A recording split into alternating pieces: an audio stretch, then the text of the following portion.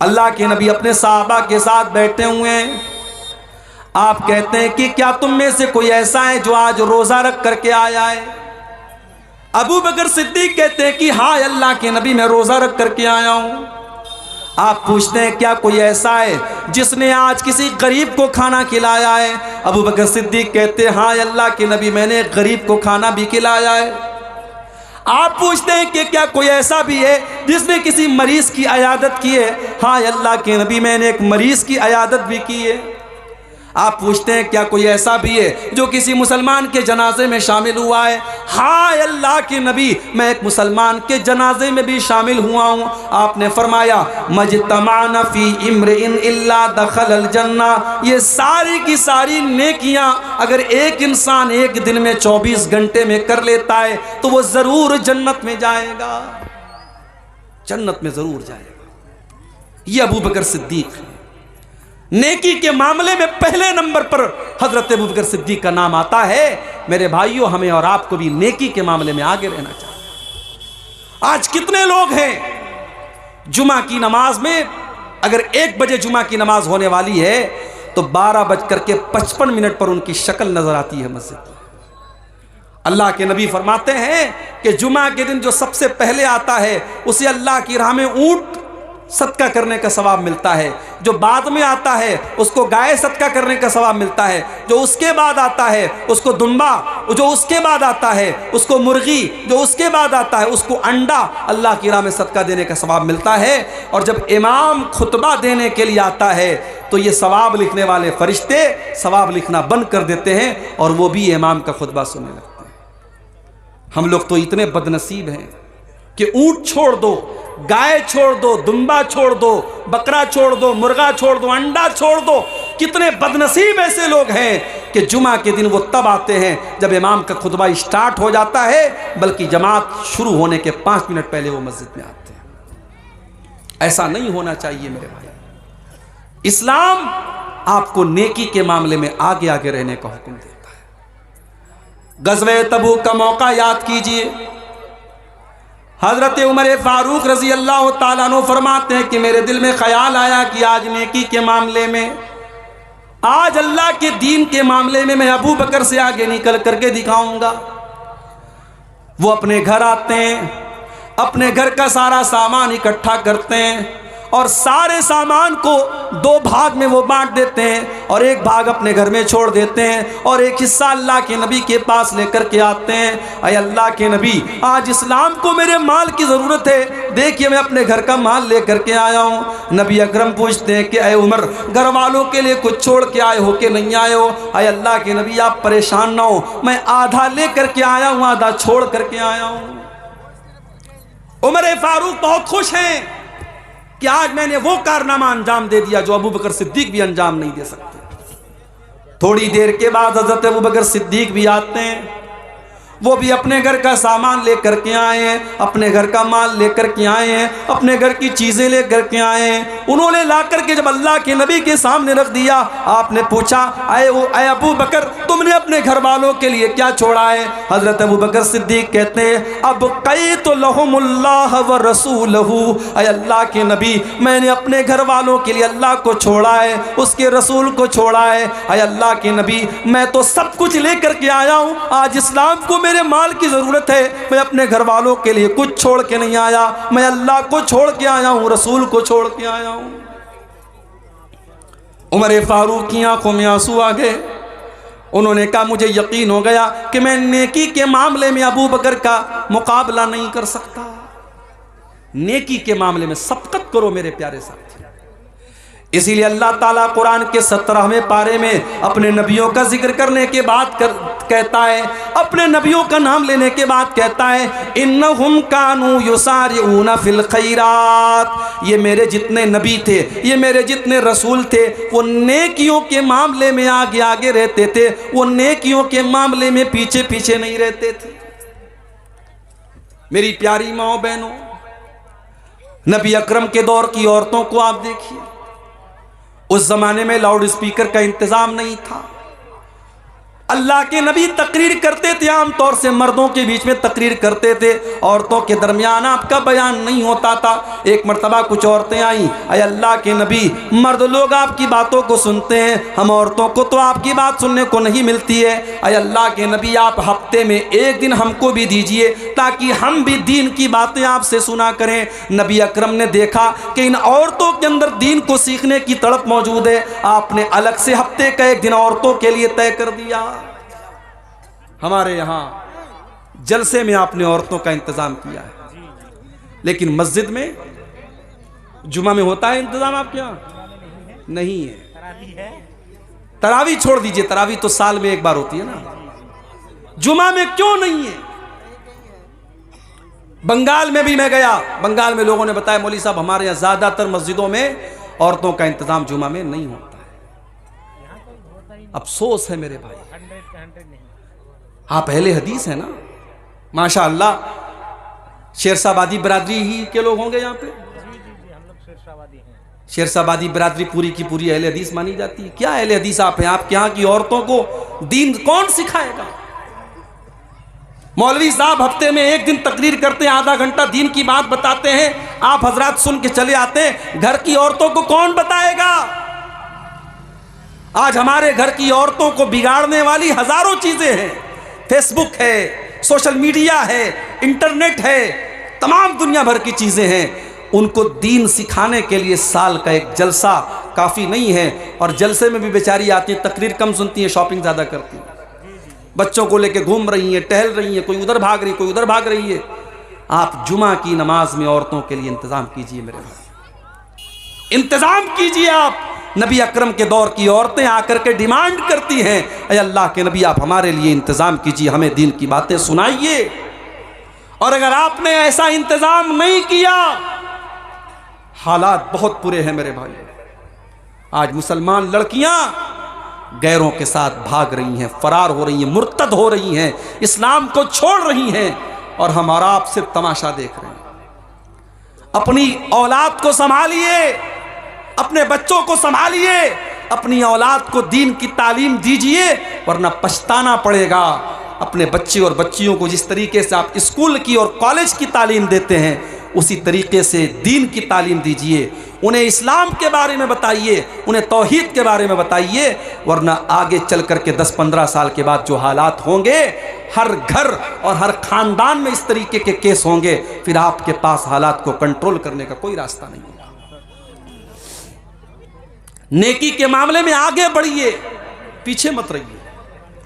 हजरत अमर बिन जमूह रज़ी अल्लाह ताला अन्हु एक बूढ़े साहबी हैं, बूढ़े साहबी हैं, अल्लाह की राह में जिहाद करने की वजह से उनकी दोनों टांगे खराब हो चुकी हैं, उम्र भी 70 साल के पार हो चुकी है।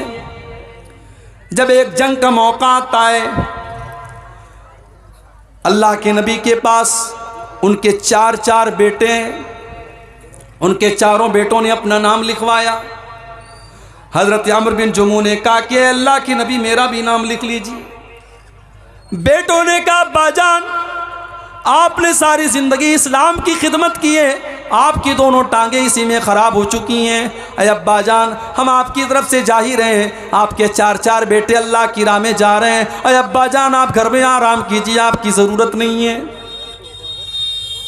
बाप ने कहा नहीं, ठीक है मैं लंगड़ा हो चुका हूं, ठीक है मेरी टांगे काम नहीं कर रही हैं, मगर मेरे बाजुओं में आज भी ताकत है, मैं दुश्मनों के छक्के छुड़ा सकता हूं, मैं अल्लाह की राह में जिहाद करना चाहता हूं, तुम कौन होते हो मुझे रोकने वाले?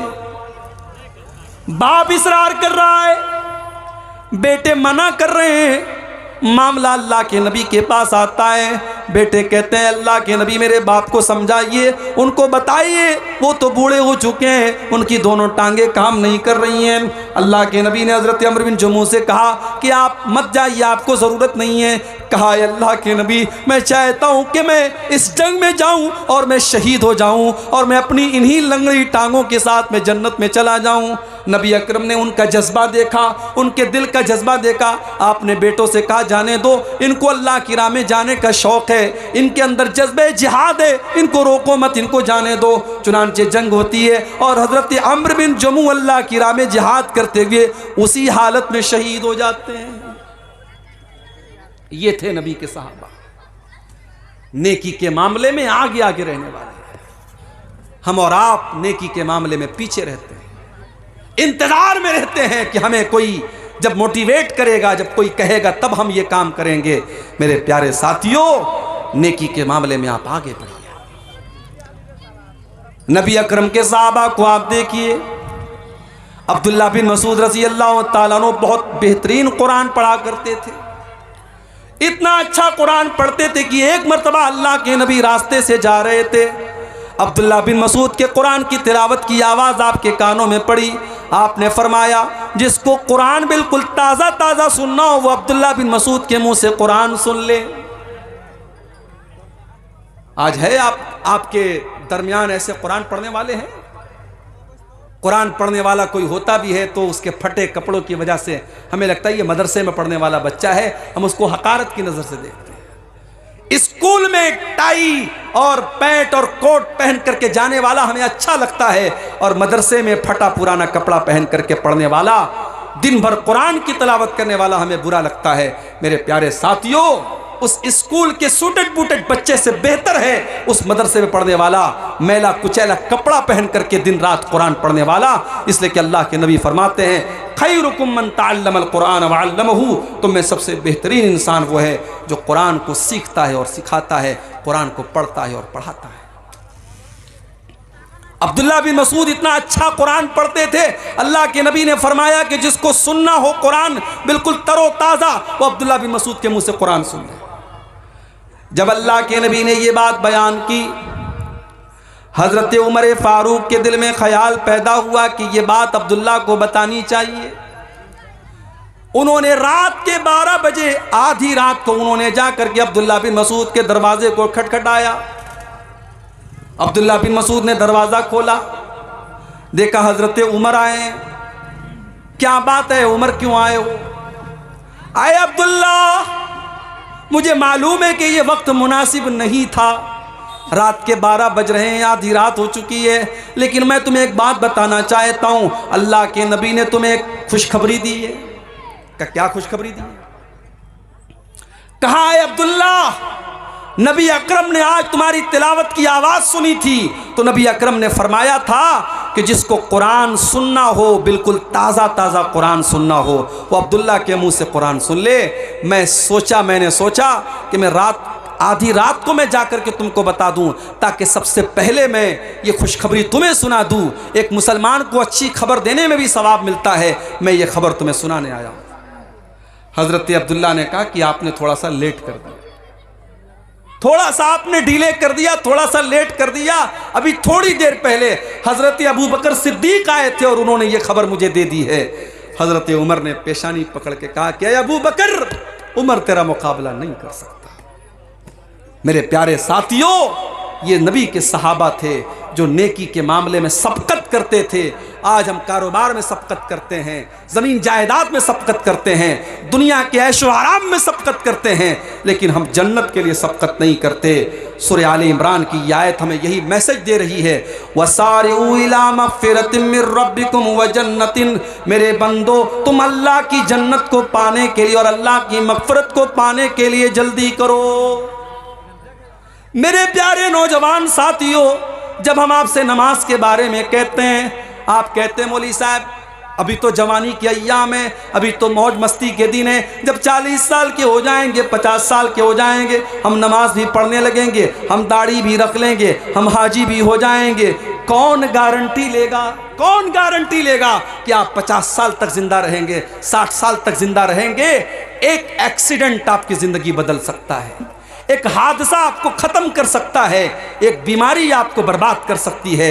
मेरे प्यारे नौजवान साथियों, वमा तदरी नफ्सुम माज़ा तक्सिबु गदा, कोई नहीं जानता कि कल उसके साथ क्या होने वाला है।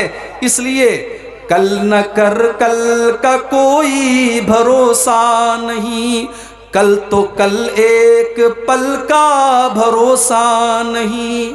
फिक्र उक़बा की कर आज ही बेखबर, फिक्र उक़बा की कर आज ही बेखबर, कल न कर कल का कोई भरोसा नहीं, कल तो कल एक पल का भरोसा नहीं। कर इबादत खुदा की जवानी में तू, कर इबादत खुदा की जवानी में तू, कल बुढ़ापा तेरे सर पे आ जाएगा, कल बुढ़ापा तेरे सर पे आ जाएगा। कुव्वते दस्त तो पा खत्म हो जाएगी, कुव्वते दस्त तो पा खत्म हो जाएगी, फिर इबादत का कोई भरोसा नहीं। कल का कोई भरोसा नहीं है मेरे नौजवान साथियों। नेकी के मामले में सबकत करो, मिसाल दे दुनिया कि हाँ ये लड़का नेकी के मामले में आगे रहता है। मस्जिद में नमाज पढ़ने जाओ तो पहली सफ में रहो, इबादत के मामले में सबकत करो। किसी को धोखा देना कैसा है, बहुत अच्छा काम है, दिया करो भाई धोखा। अब ये सब पूछने की बात है। जो इमाम साहब अक्सर झूठ बोले, वालिदैन की नाफरमानी करे और कभी कभार चोरी करे, उसकी इमामत में नमाज पढ़ना कैसा है? लग रहा है इमाम साहब से दुश्मनी हो रही है। ये लग रहा है बिल्कुल कैमरा लगा के बैठा इमाम साहब कितना झूठ बोल रहा है, कितनी नाफरमानी कर रहा है, कितना चोरी कर रहा है। देखिए, इमाम जो होता है, इमाम ऐसे इंसान को बनाना चाहिए जो कुरान अच्छा पढ़ता हो, आलिम हो और दीनदार भी हो। ऐसा कभी कभी होता है कि एक इंसान आलिम है लेकिन दीनदार नहीं है, तो नमाज की इमामत एक ऊंचा मकाम है, ये हर इंसान को नहीं देना चाहिए। तो ऐसे इंसान को इमाम नहीं बनाना चाहिए। अगर ऐसा इंसान इमाम है, नमाज हो जाएगी आपकी नमाज पर कोई फर्क नहीं पड़ेगा, मगर ऐसे इंसान को इमाम नहीं बनाना चाहिए जो खुल्लम खुल्ला ये सब काम अगर कर रहा है, झूठ बोल रहा है, वालिदैन की नाफरमानी कर रहा है, चोरी कर रहा है, ऐसे इंसान को इमामत नहीं देना चाहिए।